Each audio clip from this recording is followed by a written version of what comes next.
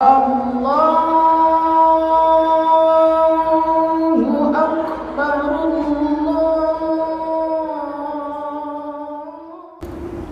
Assalamualaikum warahmatullahi wabarakatuh.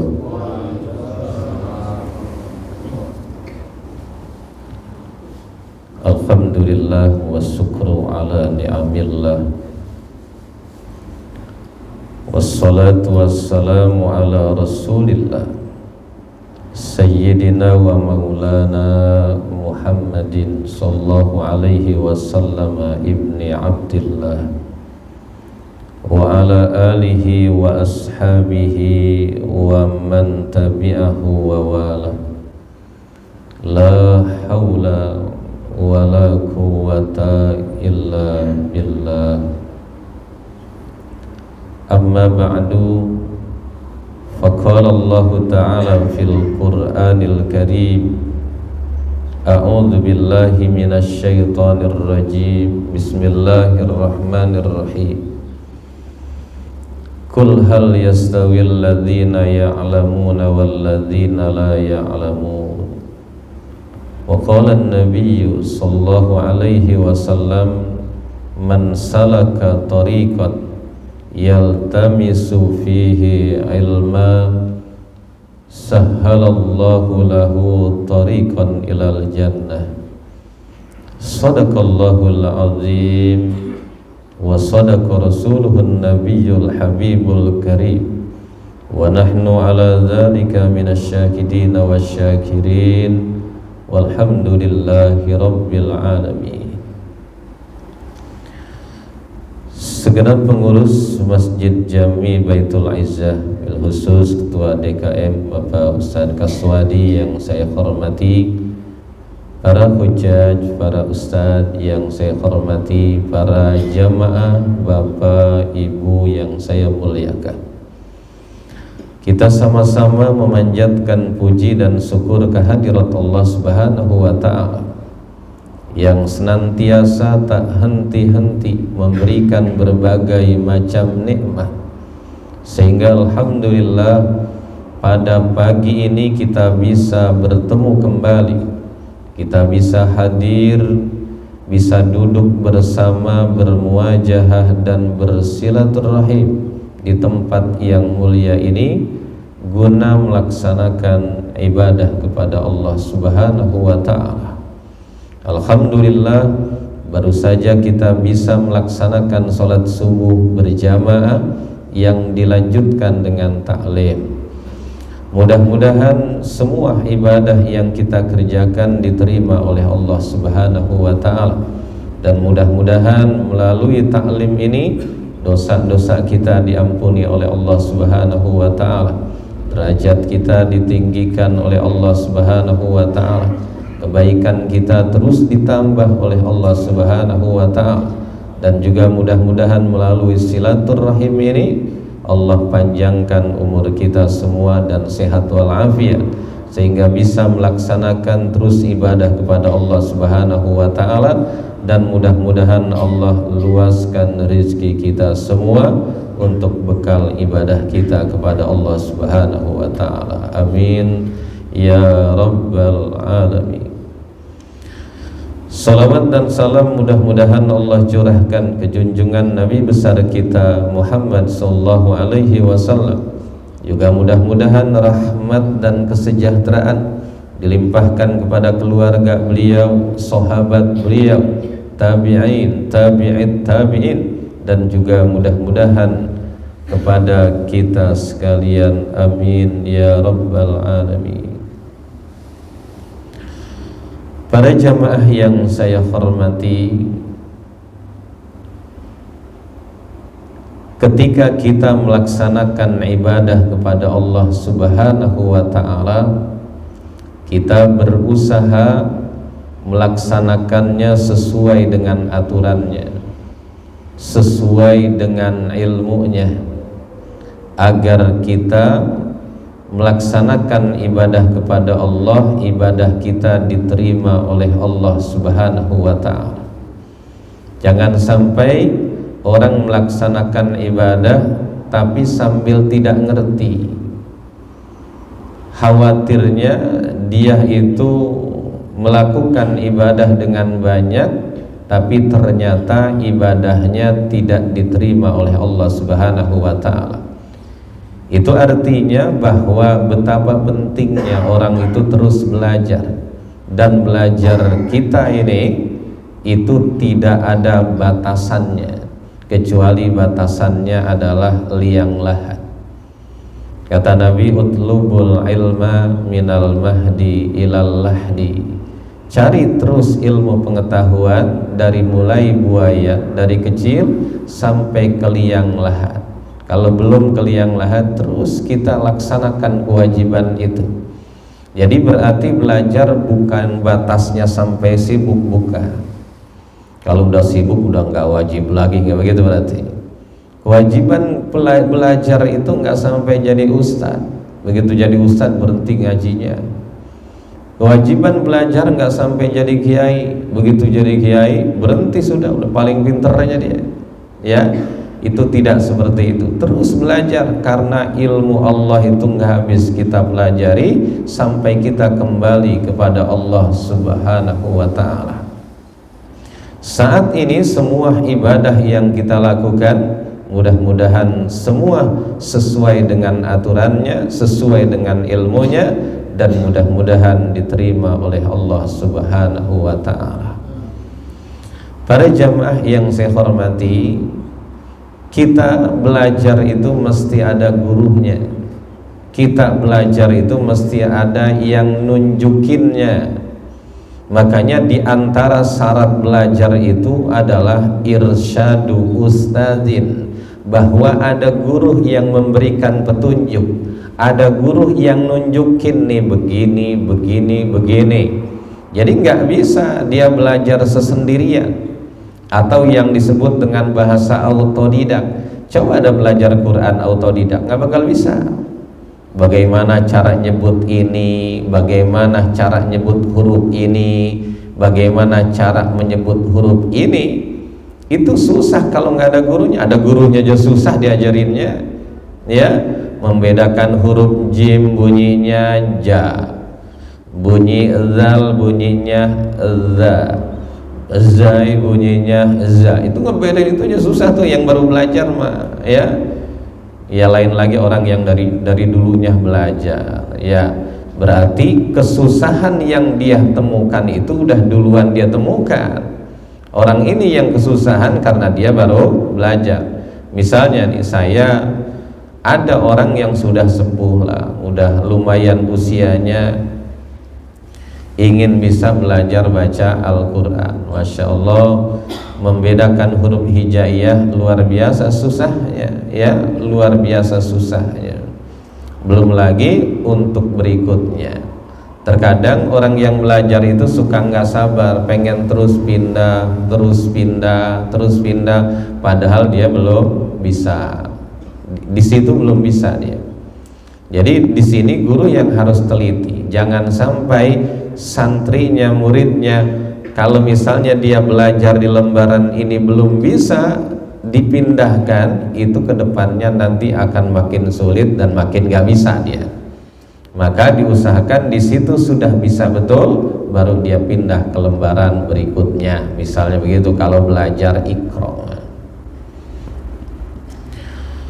Para jamaah yang saya hormati, berkaitan dengan ibadah sholat 5 waktu ataupun melakukan sholat sunnah, kita memang selain melakukan sholat yang 5 yang diwajibkan oleh Allah Subhanahu wa ta'ala, kita berusaha melakukan sholat sunnah sebagai ibadah tambahan.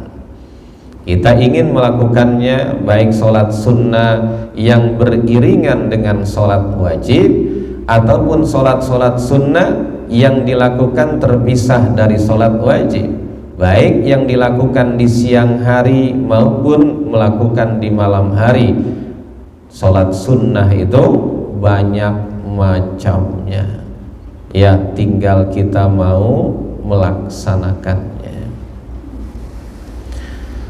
Kemudian di antara sholat sunnah ini ada yang namanya sholat sunnah Isra. Sholat sunnah Isra yang para jamaah sekalian biasa melakukannya. Kalau di Masjid Baitul Izzah ini jamaahnya luar biasa, habis ngaji sholat sunnah Isra. Alhamdulillah.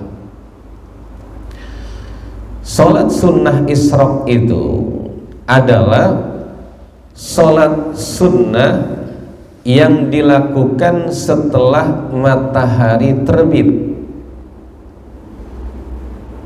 Kalau matahari ketika sedang terbit, nggak boleh kita melakukan sholat. Ada waktu-waktu yang kita diharamkan melakukan sholat. Matahari lagi terbit, jangan sholat. Matahari ketika mau terbenam, jangan sholat. Matahari ketika sedang mancernya, nggak boleh sholat. Apa sebabnya? Kalau kita melakukannya, nanti ibadah kita menyerupai orang-orang Majusi. Orang-orang Majusi menyembah matahari. Matahari nongol disembah, matahari mau pergi disembah. Itu contohnya. Maka kita jangan melakukan sholat di situ karena Nabi melarang. Nabi melarang jangan menyerupai mereka. Man tasabbaha biqaumin fahuwa minhum. Siapa orang yang menyerupai satu kaum, maka dia nanti akan jadi golongan mereka. Na'udzubillah. Contoh lain, ketika Nabi kita Muhammad sallallahu alaihi wasallam hijrah ke Madinah, ternyata di Madinah itu orang-orang Yahudi Madinah sedang melaksanakan puasa Asyura. Sedang melaksanakan puasa Asyura tanggal 10 bulan Muharram. Nabi tanya ketika bertemu dengan mereka, kalian pada puasa? Mereka menjawab, iya. Sedang puasa apa? Puasa Asyura. Mengapa kalian puasa Asyura? Karena mereka bersyukur kepada Allah Subhanahu wa ta'ala. Nabi Allah Musa itu diselamatkan oleh Allah Subhanahu wa ta'ala dari Fir'aun pada hari itu. Maka akhirnya kami bersyukur kepada Allah untuk melaksanakan puasa.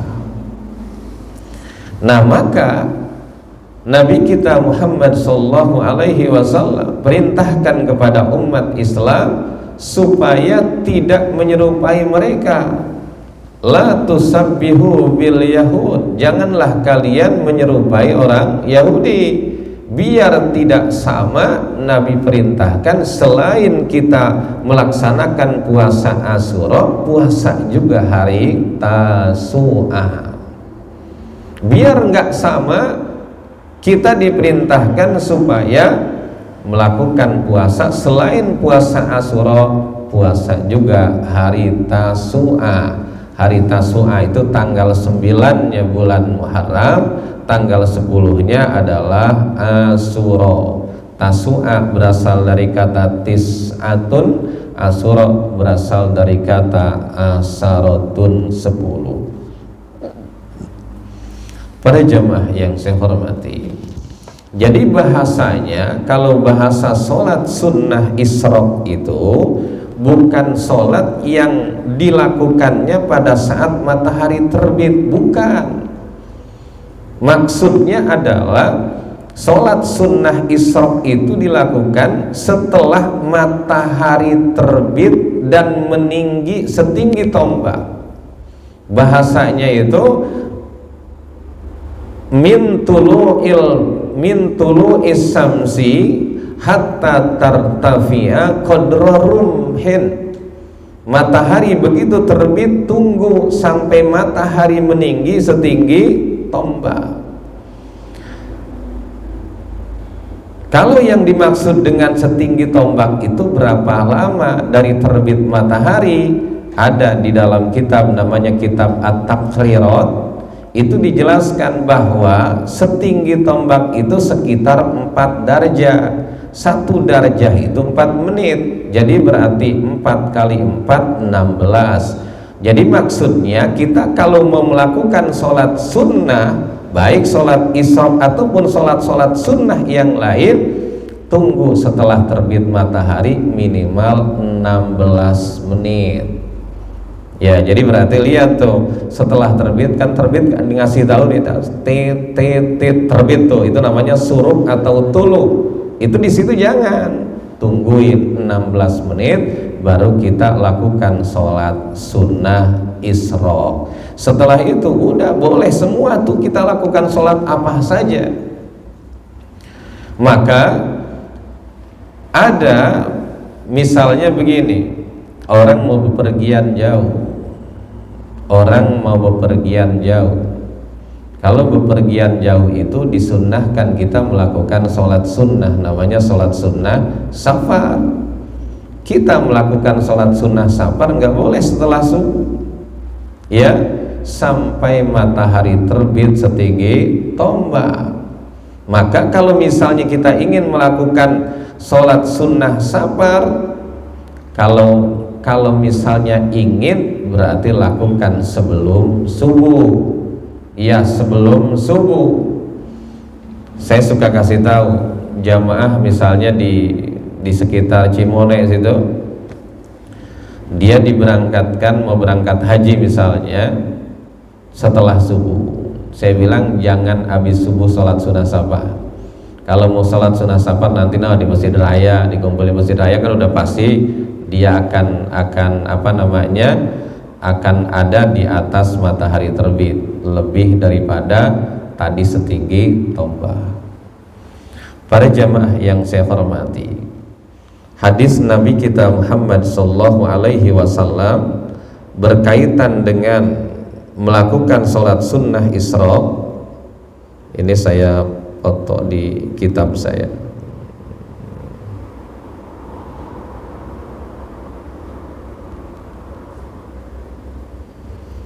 Nabi kita Muhammad sallallahu alaihi wasallam bersabda, man shallal fajra fi jama'atin summa qa'ada yadhkurullaha ta'ala hatta tatlu'a as-samsu summa shalla rak'atain kanat lahu ka'ajri hajjatin wa umratin tamatan.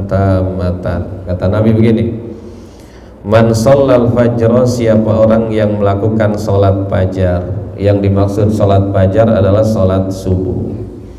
Fi jama'atin, ini fajar ini ada yang harus dikasih tahu juga, kadang-kadang orang nggak tahu. Sholat sunnah fajar itu disebut juga sholat subuh. Mengapa sholat subuh disebut dengan sholat fajar? Karena datangnya waktu sholat subuh adalah terbit fajar, yaitu terbit fajar sodik, yaitu datangnya waktu sholat subuh. Makanya pantas subuh disebut dengan sholat fajar. Siapa orang yang melakukan sholat sunnah fajar fi jama'atin, berjamaah seperti yang tadi sudah kita lakukan, summa qa'ada, kemudian dia itu duduk, nggak langsung pergi, yadhkurullaha ta'ala, kemudian dia duduk sambil berzikir kepada Allah subhanahu wa ta'ala. Orang-orang tua dulu kita begitu biasa. Hatta tatlu as-samsu, sampai terbit matahari, berzikir kepada Allah habis sholat subuh sampai terbit matahari. Summa sholat rak'atain, kemudian sholat 2 rakaat. Ini pahamnya bukan begitu matahari terbit langsung sholat, bukan tuh pahamnya tuh. Dari mana kita tahu bahwa setelah terbit matahari nggak langsung sholat? Lihat dari huruf atofnya. Huruf atofnya menggunakan summa. Summa itu adalah kemudian. Beda dengan fa. Huruf atof itu ada fa, ada summa. Saya berikan contoh. Ja'a Zaidun wa amrun, ja'a Zaidun wa amrun, telah datang si Zaid dan Amar. Ini menggunakan atofnya, kata hubungnya adalah waw, itu berarti datangnya bareng. Ya, kalau ja'a Zaidun wa pakai huruf waw, wa amrun dan juga Amar, maka Zaid dan Amar itu datangnya bareng. Ada ja'a Zaidun fa amrun, datang si Zaid baru kemudian Amar. Nah ini datangnya Zaid nggak bareng dengan Amar. Zaid dulu datang, nggak berapa lama datang lagi Amar, dalam waktu yang tidak lama. Ya, tartib datangnya, beriringan datangnya, cuma nggak bareng. Dia nggak bareng, beriringan, dan bedanya nggak begitu lama. Tapi kalau misalnya ja'a Zaidun summa amrun, datang Zaid kemudian Amar, ini jedanya agak lama. Datang Zaid udah lama, ya misal setengah jam baru datang Amar. Begitu. Maka di sini karena huruf atofnya menggunakan summa, itu artinya begitu terbit nggak langsung melakukan sholat, tunggu dulu sekitar minimal 16 menit. Summa yusolli summa sholla rakaatain, kemudian dia sholat 2 rakaat. Inilah yang disebut dengan sholat isra. Jadi sholat isra itu berarti sholat habis terbit matahari sampai meninggi setinggi tombak. Kanat lahu ka'ajri hijjatin wa umratin tamatan, maka orang itu akan mendapatkan pahala seperti pahala melaksanakan ibadah haji dan umroh yang sempurna. Nabi bahasa menggunakan lafaz tamatannya 3 kali. Tamatan. Rawahu Tirmidzi wa hasanahu. Hadis ini diriwayatkan oleh Imam Tirmidzi dan dihasankan hadis ini oleh Imam Tirmidzi. Artinya bahwa Imam Tirmidzi menganggap bahwa hadis ini adalah hadis hasan.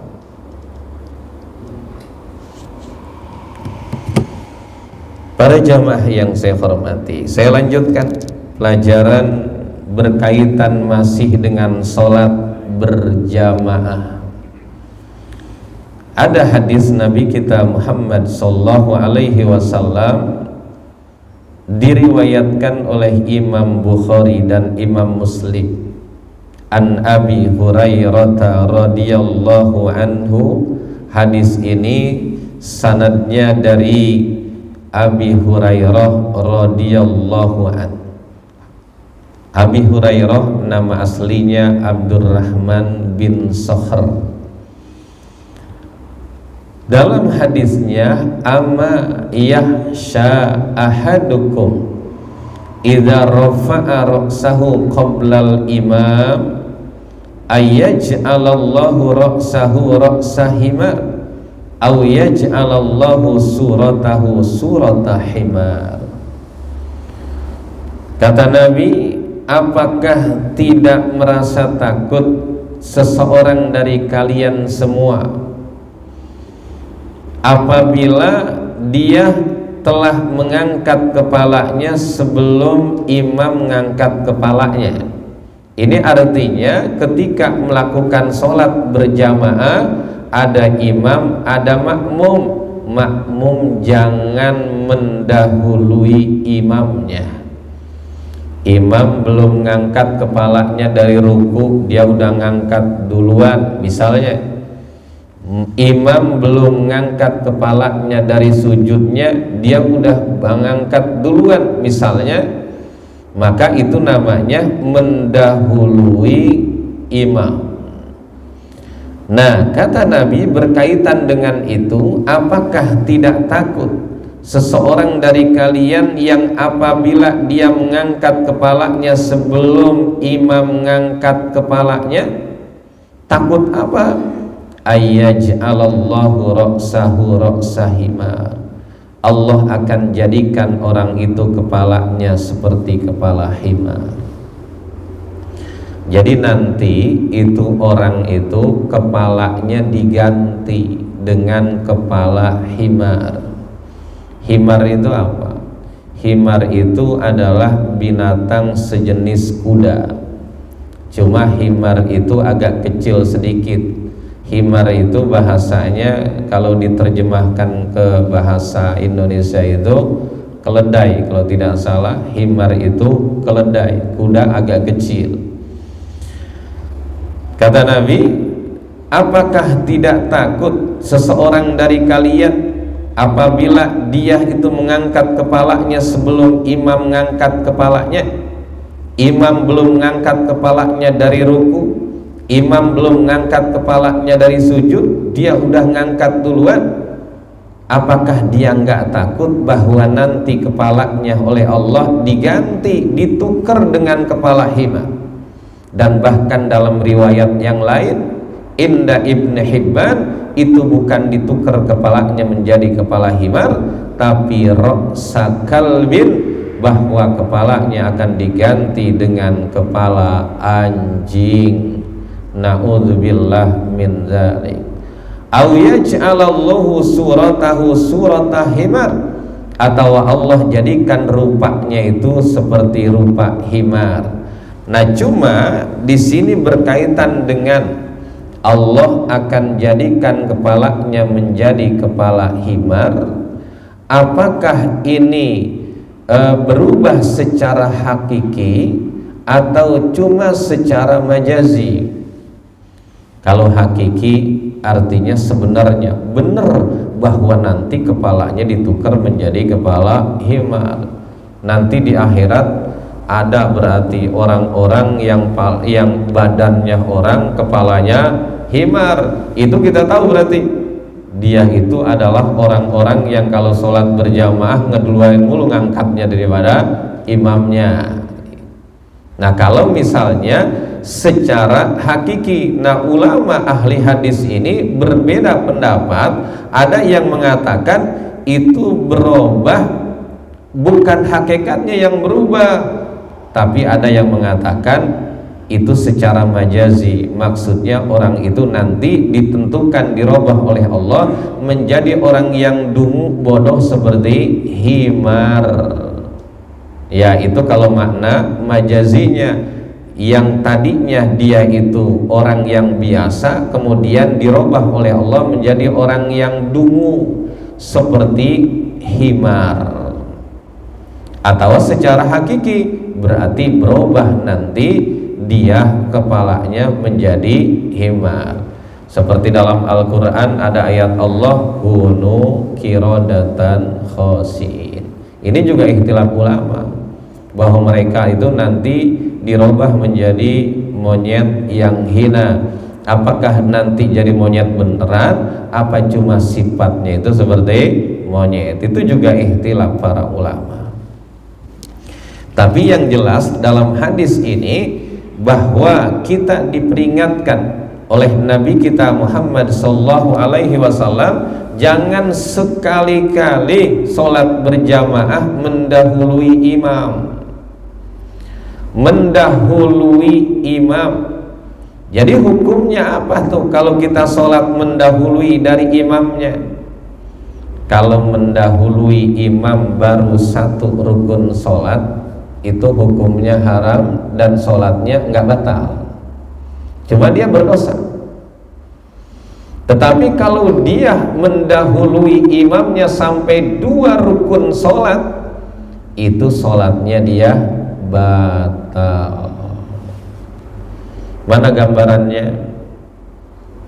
Gambarannya itu begini: imam belum ruku, dia udah ruku duluan, ya. begitu imam begitu imam mau ruku, dia sudah iktidal duluan, berarti dia sudah mendahului satu rukun, maka itu dia haram hukumnya dan sholatnya belum batal. Tapi kalau misalnya begini, imam belum ruku, dia udah ruku duluan, imam begitu ruku, dia sudah iktidal duluan, begitu imam mau iktidal, dia udah turun mau sujud duluan, berarti yang didahuluinya udah 2 rukun sholat. Maka kalau begitu sholat makmum itu hukumnya batal. Bagaimana kalau bareng? Kalau bareng itu umumnya kalau sholat berjamaah makmum ngebarengin imamnya itu hukumnya makruh. Tapi ada yang bareng itu membatalkan sholatnya. Mana bareng yang membatalkan sholat makmum? Kalau si makmum itu takbirnya ngebarengin imam. Maksudnya takbirnya takbir pertama tuh, takbiratul ihram. Karena di dalam sholat takbir itu ada takbiratul ihram, ada takbir intikal. Kalau takbiratul ihram takbir yang pertama dan itu hukumnya wajib. Sedangkan takbir yang lain hukumnya sunnah, tapi bunyi takbirnya sama. Kita misalnya mulai sholat nih, baik sholat wajib maupun sholat sunnah, Allahu Akbar. Nah ini namanya takbiratul ihram, ini rukun sholat. Tapi kalau misalnya kita takbir ketika mau ruku Allahu Akbar, mau sujud Allahu Akbar, bangun dari sujud Allahu Akbar, ya begitu mau bangun lagi ke rakaat berikutnya panjang Allahu Akbar. Nah ini namanya takbir intikal dan ini hukumnya sunnah. Nah berkaitan dengan membarengi imam makmum itu, ketika takbir membarengi takbiratul ihram imamnya, maka itu si makmum batal sholatnya walaupun barengnya separoh, apalagi barengnya dari awal. Jadi makmum ini sengaja ngebarengin takbirnya imam dari awal, kan bisa mungkin ya, begitu dia mau takbir dia ikut takbir juga. Nah itu membatalkan sholatnya si makmum walaupun takbirnya barengnya sepotong. Bareng sepotong begini misalnya, imam udah takbir ini Allah di belakang dia, ya Allah dia di belakang tuh, apa namanya, ngebarengin takbirnya imam. Itu kan berarti takbirnya barengnya sepotong kan, itu tetap masih batal sholat dia. Jadi si makmum itu takbirnya harus sudah beres takbiratul ihram imamnya. Begitu imam sudah Allahu Akbar, baru dia takbir. Begitu caranya. Tapi untuk yang lain itu hukumnya makruh. Misalnya dia ruku ngebarengin imamnya, iktidal ngebarengin imamnya, sujud ngebarengin imamnya, itu hukumnya makruh. Di dalam sholat yang diperintahkan dalam berjamaah bareng antara imam dengan makmum cuma satu. Sholat berjamaah yang diperintahkan supaya bareng melakukannya antara imam dengan makmum cuma satu, yaitu membaca takmin, membaca lafaz amin setelah beres membaca surat Al-Fatihah. Imam baca surat Al-Fatihah selesai, maka imam dan makmum disunnahkan amin bareng. Jangan makmum amin duluan, ya udah langsung disamber aja tuh. Ya memang ini harus belajar begitu, harus tahu bahwa di situ diperintahkan bareng. Tapi dalam salam nih, dalam salam ada yang nggak suka diingatkan. Salam itu makmum tungguin salam kedua si imam itu beres. Salamnya si makmum itu yaitu setelah salam kedua si imam beres. Begitu salam pertama, Assalamualaikum warahmatullahi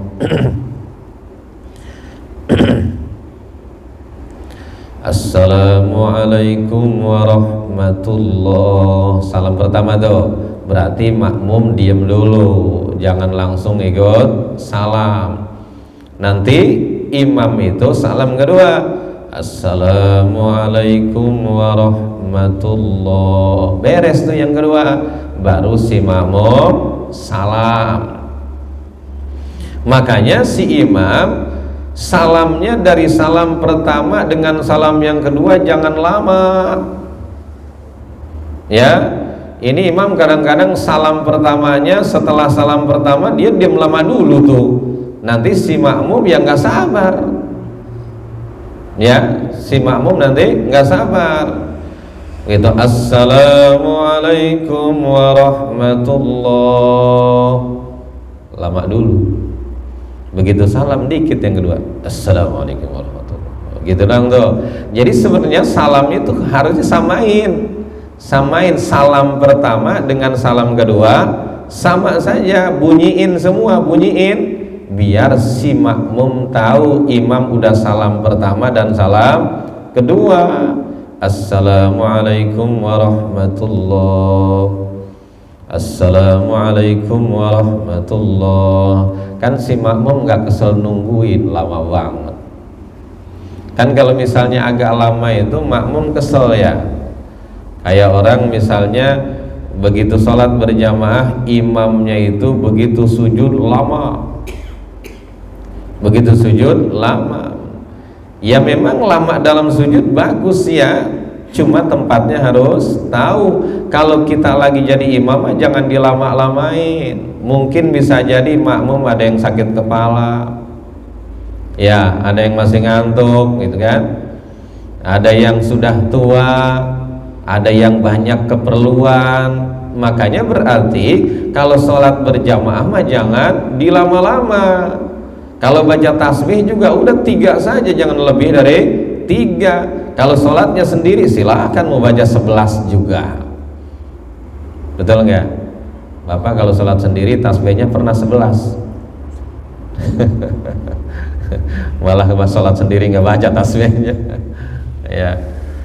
Jadi kalau sendiri silahkan, tapi kalau lagi berjamaah jangan dilama-lama, jangan sujud lama. Nanti begitu sujud lama makmum bertanya-tanya, udah tebelum ini ya? Udah tebelum ini? Akhirnya dia nongol sedikit tuh, belum, balik lagi dia, kan langsung begitu gitu nanti. Ya bahkan udah diangkat, begitu diangkat imam belum bangun rupanya. Ya itu jangan kayak gitu, kecuali diinformasikan sama imamnya. Para jamaah, nanti kita di sujud yang terakhir, ya saya ini sujudnya lama, kira-kira sujudnya setengah jam lah, kira-kira setuju apa tidak? Kata jamaahnya oke, silakan ya. Tapi kalau misalnya nggak sepakat jangan kayak gitu, nanti bukannya bagus, nanti di pandangan jamaah jadi jelek. Lah sholat dilama-lama banget, kesel gue mah sholat gitu. Karena ada yang begitu, ada yang ngegerung tuh kalau orang itu, apalagi orang punya banyak kepentingan. Para jamaah yang saya hormati, jadi sekali lagi ketika kita sholat berjamaah jangan mendahului imam. Kalau bisa jangan membarengi imam. Jadi kita terus ikut saja. Misalnya imam takbir Allahu Akbar, baru kita takbir. Imam begitu ruku Allahu Akbar, imam begitu ruku baru kita ikut ruku. Imam i'tidal sami Allahu liman hamidah, baru kita bangun i'tidal. Imam sujud, baru kita ikut sujud. Itu namanya ikut, namanya tuh ya, itu namanya ikut, itu namanya jadi makmum. Kata Nabi, innama ju'ilal imam liyutamma bihi, bahwa imam itu dijadikan untuk diikuti. Yang namanya ikut mah iring-iringan, ngikutin. Nah ya, makanya kalau yang namanya ikut mah di belakang, ini mah ikut berdirinya agak ke depan, itu nggak bener ya. Atau ikut tapi ngeduluanin, itu juga nggak bener. Kok ikut sih ngeduluanin, sok tahu begitu kan berarti. Atau imam ketinggalan banget, itu kan perlu ditanyain mau ikut apa enggak ya. Kalau dia lama banget, imam sudah ruku, dia berdiri aja. Imam sudah i'tidal, dia masih berdiri aja. Imam sudah sujud, dia masih berdiri saja. Pertanyaannya mau ikut apa enggak ya. Yang namanya makmum harus ngikutin gitu. Cuma nanti ada alasan tertentu. Kalau ada udzur, misalnya ada udzur yang membenarkannya, maka boleh walaupun dia agak lambat. Apa sebabnya? Bisa jadi dalam sholat berjamaah ada imam yang karakternya sholatnya cepat, ada orang yang karakternya sholatnya lambat. Nah ini ketika ada imam yang biasa wataknya itu sholatnya cepat, makmumnya adalah orang yang sholatnya lama, itu pasti yang sholatnya lama ketinggalan mulu gitu ya, ketinggalan mulu. Pernah nggak Bapak sholat, begitu sholat berjamaah Bapak baru baca iya karena wudhu, imamnya ruku? Pernah nggak ada? Pernah kan? Nah itu pertanyaannya, itu Fatihah terusin apa sepotong aja lanjut, apa ikut saja dengan imam? Itu jawabannya Fatihah kita mesti diselesaikan. Nggak boleh kita baca Fatihah sepotong kecuali masbuk. Nggak boleh kita baca Fatihah sepotong kecuali masbuk. Kalau kita datang nih, imam udah mau baca apa, udah mau ruku, baca suratnya udah mau beres, kita takbir Allahu Akbar, Bismillahirrahmanirrahim, imam ruku, ikut ruku itu mah ya. Nah itu kalau misalnya kita bisa ruku bersama imam, kita dapat rakaat. Mengapa di situ boleh? Nah di situ imam yang bisa nanggung makmumnya. Jadi kalau rakaat yang lain tidak, al imam dominun itu hanya dalam keadaan si makmumnya masbuk. Kalau misalnya rakaat berikutnya mah Fatihah kita mesti selesai. Dalilnya la sholata liman lam yaqra bi Fatihatil kitab.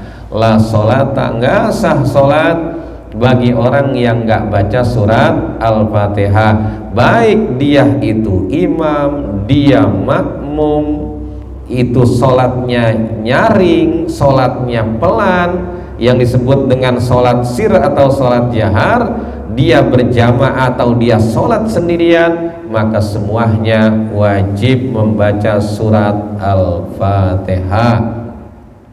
La sholata liman lam yaqra bi Fatihatil kitab, tidak sah sholat kecuali dia itu mesti membaca surat Al-Fatihah. Tapi berkaitan dengan Fatihahnya itu ada bismillahnya atau tidak, itu perkara lain. Itu juga ada perbedaan ulama mazhab.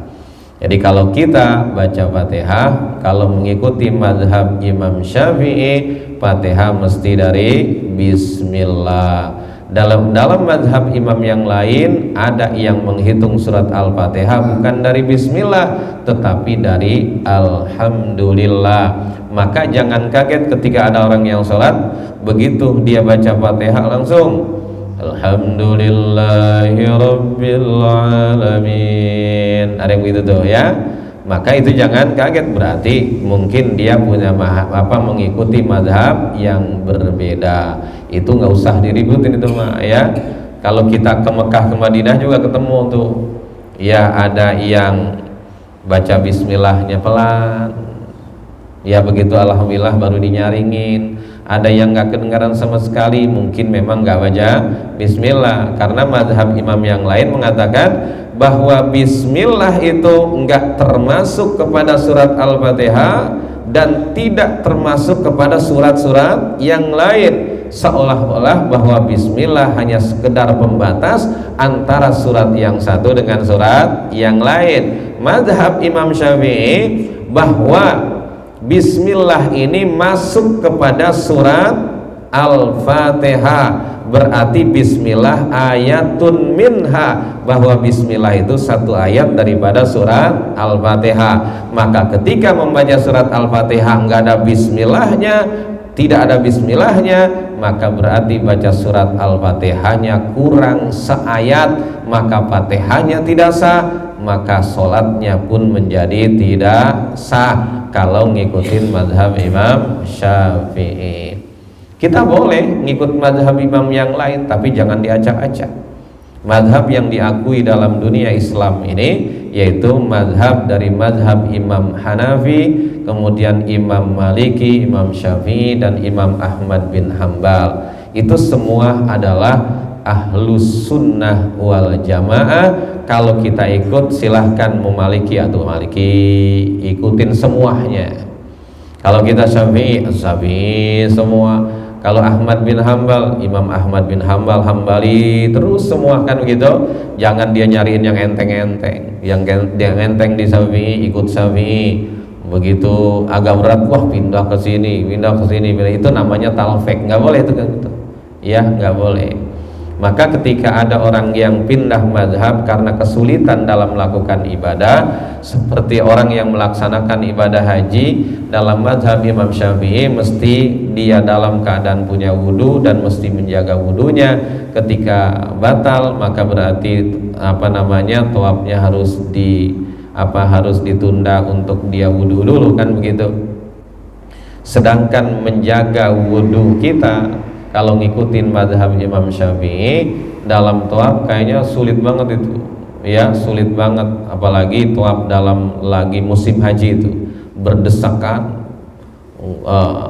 berdesakan. Jangankan kesenggol wanita lain, kesenggol istri juga membatalkan wudunya, kan begitu. Itu susah itu. Bisa mah bisa, tapi pasti dia akan ketemu batal dan kemudian pasti tawafnya lama. Ada yang mengatakan orang berusaha tawaf menggunakan mazhab Imam Syafi'i, dia tetap nggak pindah dia, itu katanya tawafnya sampai 2,5 jam. Tawafnya 2,5 jam, atau tawafnya paling minggir biar agak jauhan nggak kena orang. Ya, kalau dia begendeng-gendeng sama jamaah yang lain, kan jamaah kan suka begencet-gencet itu. Maka kalau misalnya ada yang pindah mazhab dalam ini doang nih, ketika dia mau tawaf itu agar dia lebih leluasa, kesenggol wanita lain tidak membatalkan wudunya, itu ikut mazhab Imam Maliki misalnya. Kalau dia mau ikut mazhab Imam Maliki, maka dia mesti belajar bagaimana wudunya Imam Maliki. Juga nggak bisa begini, berarti nggak bisa dia wudunya wudu Imam Syafi'i, begitu urusan batal ngikutin Imam Maliki, itu nggak bisa. Itu namanya talfek namanya, ya. Jadi kalau dia mau ngikutin pembatalan mazhab Imam Maliki, maka berarti wudunya harus wudu Imam Maliki. Emang ada bedanya wudu Imam Maliki dengan Imam Syafi'i? Itu ada bedanya. Misalnya dalam mazhab Imam Syafi'i, kita kalau wudu ngusap kepala itu wajibnya hanya sebagian. Bagian mana aja boleh, ya. Misalnya ngusap di sini boleh, ngusap di sini boleh, ngusap di sini boleh, sebagian. Tapi dalam mazhab Imam Syafi'i Imam Maliki enggak sah wudunya kalau dia ngusap kepalanya hanya sebagian. Dia mesti ngusapnya seluruh kepalanya. Jadi berarti harus tahu tuh, ya, wudunya nggak bisa kalau misalnya cuma sebagian yang diusapnya. Dan kemudian dalam mazhab Imam Syafi'i ketika berwudu, ngusap anggota wudu itu sunnah. Kita misalnya basuh tangan sambil diusap, ini sunnah nih ngusapnya. Basuh tangan nih, ketika dibasuh diusap, itu ngusapnya sunnah. Berarti kalau ngusap sunnah nggak diusap nggak apa-apa dong, yang penting basah. Jadi ketika keran itu ngalir, kita cuman gitu-gituin aja tuh, yang penting basah semua. Atau dikulah, tinggal masukin dong, sep, nggak diusap nggak apa-apa ya, nggak apa-apa. Tapi kalau dalam mazhab Imam Maliki itu ngusap hukumnya wajib. Jadi membasuh tangannya itu wajib, ngusapnya itu wajib juga. Tidak diusap tidak sah. Nah itu dalam fikih begitu. Para jamaah yang saya hormati, demikian dulu yang dapat saya sampaikan pada pertemuan ini. Mudah-mudahan apa yang saya sampaikan menambah pengetahuan kita dan mudah-mudahan bermanfaat. Harapan kita semua mudah-mudahan ibadah kita kepada Allah sesuai dengan ilmunya dan diterima oleh Allah Subhanahu wa taala. Mohon maaf apabila ada kesalahan dan kekurangan. Terima kasih atas segala perhatian. Sebelum saya tutup dengan doa, takut ada yang mau tanya. Iya. Assalamualaikum warahmatullahi wabarakatuh. Waalaikumsalam warahmatullahi Kalau wabarakatuh. misalnya makmum telat, jadi minta 2 rakaat. Nah, ketika imam udah salam, apakah salam pertama dia bisa berdiri lanjutin atau habisin dulu salamnya? Iya, kita misalnya jadi makmum yang tertinggal ya, misalnya ketinggalan rakaat atau ketinggalan 2 rakaat. Begitu imam salam, sholatnya beres, kan kita menambah ya, kita nambah. Apakah kita itu bangunnya untuk menambah setelah salam kedua atau setelah salam pertama? Jadi tadi itu yang bagus itu setelah beres salam kedua baru bangun. Tapi kalau misalnya setelah salam pertama dia bangun, itu juga udah boleh sebenarnya, tapi kita lakukan harus yang lebih baik. Kayak tadi salam ketika kita imam salam baru salam pertama udah disusul dengan makmumnya, itu sah, dia sholatnya sah. Cuma yang utama tungguin salam kedua imam baru dia salam, begitu. Demikian ya Pak. Ya, Ustaz. Waalaikumsalam.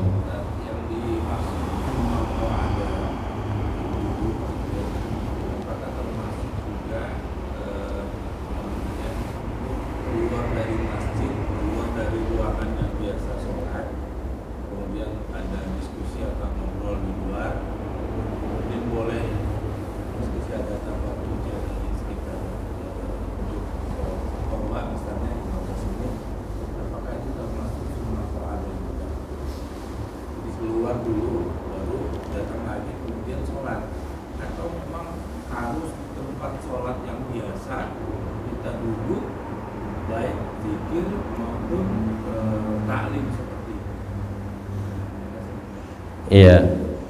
Jadi tadi dalam hadis Nabi kita Muhammad sallallahu alaihi wasallam, man shallal fajra fi jama'atin summa qa'ada. Tadi kan dalam hadisnya, siapa orang yang telah melakukan sholat subuh berjamaah kemudian dia duduk. Dalam hadis tadi yazkurullah ta'ala, dia berzikir kepada Allah Subhanahu wa ta'ala. Itu utamanya begitu, utamanya memang begitu. Tapi ketika misalnya orang ada hajat, tidak misalnya ketika dia sholat subuh mules amat gitu kan, atau pengen kencing amat, masa ya kan dia mutahanin, ya berarti dia silahkan kencing. Dia kalau misalnya mules dia buang air besar, ataupun dia melakukan yang lain, maka sebenarnya dia mesti tetap bisa untuk melakukan sholat sunnah isra. Tapi yang jelas nanti yang dibicarakan itu utama itu tadi, yang utama mah misalnya tadi ngikutin teks hadis tadi itu, teks hadis tadi, dia habis sholat subuh dia duduk berzikir sampai terbit matahari, dan setelah terbit tunggu sebentar kemudian dia sholat. Itu yang hebat kan begitu. Jadi sebenarnya bisa dilakukan walaupun dia tidak seperti itu. Seperti kita nih di sini, kita nih sholat subuh di sini, kemudian kita ikut ta'lim.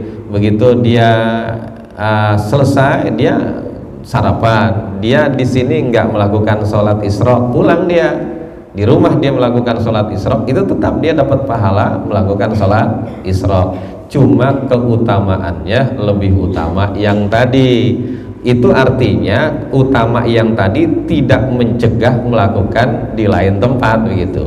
Enggak mesti dia sholat di situ kemudian sholat isyraqnya mesti di situ begitu kan? Enggak mesti begitu. Jadi boleh kita melakukan sholat isyraq, kayak saya nih misalnya sholat subuh di sini, ntar isyraqnya di rumah begitu. Kalau nggak lupa, bisa, itu juga bisa. Ya. Walaupun istilahnya ngomong kasarnya gini, walaupun kita habis sholat subuh cuma zikirnya ala kadarnya, terus pulang melakukan pekerjaan lain, wah ya isyraq kita isyraq nggak ada apa-apa, itu masih tetap kita bisa. Jadi nggak sampai begini. Pokoknya kalau misalnya dia setelah dia sholat subuh dia ada kekelayapan, dia keluar, dia kemana, itu udah nggak boleh, nggak begitu sebenarnya, masih bisa isyraqnya.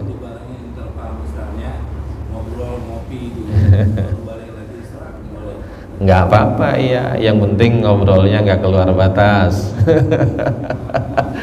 Ngobrolnya, ingat sebentar, ngobrol itu apalagi ngobrolnya di masjid. Kalau ngobrolnya di masjid, jadi usahakan tidak ngobrolin yang jelek. Ya, kita usahakan tidak menggibah orang lain, nggak ngomongin jelek orang. Ya, jangankan di masjid, di luar masjid aja itu kayak gituan nggak boleh tuh. Ya, apalagi misalnya di masjid, diemnya mah di masjid, ngobrolnya di masjid, yang diomongin kejelekan orang. Ya, misalnya itu jangan banget. Ya, itu mesti ditinggalkan. Ya, Pak.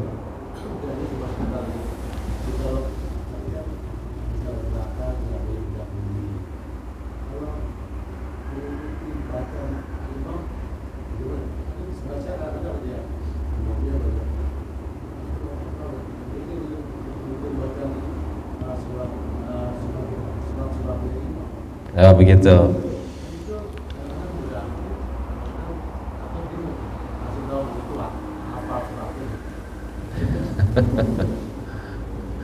Iya, ketika lagi sholat berjamaah, misalnya makmum bagaimana ketika dia setelah begitu imam setelah beres baca surat Al-Fatihah kan kemudian baca surat tuh, ya. Itu kan begitu imam beres baca surat Al-Fatihah, kan imam baca surat, si makmum ngapain? Baca surat Al-Fatihah kan. Setelah beres baca surat Al-Fatihah, ternyata imam baca suratnya panjang, misalnya kan begitu. Akhirnya dia ngikutin bacaan Quran imamnya. Ya sebenarnya nggak ada masalah, yang penting nggak ngeganggu orang. Kalau misalnya dia kedengeran mau baca sama yang di samping kanan samping kiri, nggak ganggu. Ya makanya berarti ya sebenarnya dia udah nggak ada masalah. Dia juga akan dapat pahala ketika cuma sekedar mendengarkan bacaan imam. Jadi begitu dia beres baca surat Al-Fatihahnya, imam baca suratnya panjang. Kebetulan surat yang dibaca itu dia juga hafal, misalnya kan gitu ya. Kalau misalnya dia cuma diem aja dengerin bacaan imamnya, itu dia sudah dapat pahala. Bagaimana dia pengen ikut-ikutan? Ya, itu juga nggak ngebatalin dia baca Quran, itu nggak apa-apa. Tapi jangan keras, jangan sampai mengganggu samping kanan, samping kiri. Demikian, Pak. Udah cukup, Pak Haji?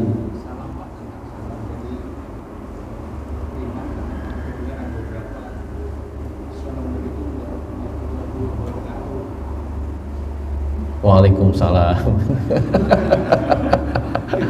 Ada yang kalau kita kan satu ini kan warahmatullah.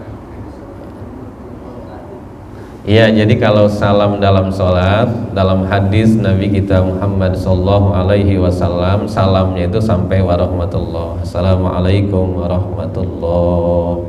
Assalamualaikum warahmatullah. Kecuali salam di luar sholat. Kalau di luar sholat kita misalnya salam nih, Assalamualaikum warahmatullahi wabarakatuh, bagus kan itu ya? Iya. Tapi kalau dalam sholat mah jangan warahmatullah saja. Assalamualaikum warahmatullah. Bagaimana kalau dilanjutin? Batal apa enggak? Enggak batal, cuma makruh hukumnya. Nah, nanti saya suka banyolin tuh kalau sampai warahmatullahi wabarakatuh, ntar yang di belakang bukannya salam lagi, dia jawab salam. Assalamualaikum warahmatullahi wabarakatuh. Yang belakang, waalaikumsalam. Takutnya begitu doang. Iya, itu makruh kalau ditambahin. Mungkin kaitannya berbeda dengan sholat jenazah tapi dimasuk haji. Iya, kalau di dalam sholat jenazah memang ada keterangannya dalam kitab Fathul Qorib. Kalau sholat jenazah mah iya, kalau sholat jenazah iya, tapi sholat 5 waktu janganlah. Udah cukup ya? Pakai doa.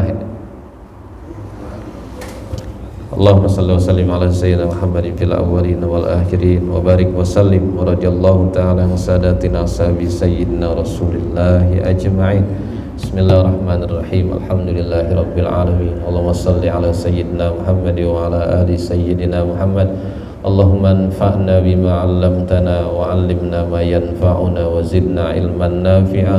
Allahumma yassir lana wa la tu'assir alaina ya karim warhamna bi rahmatika ya arhamar rahimin. Allahumma ij'al jam'ana hadza jam'an marhuma wa tafarruqana min ba'dihi tafarruqan ma'suma.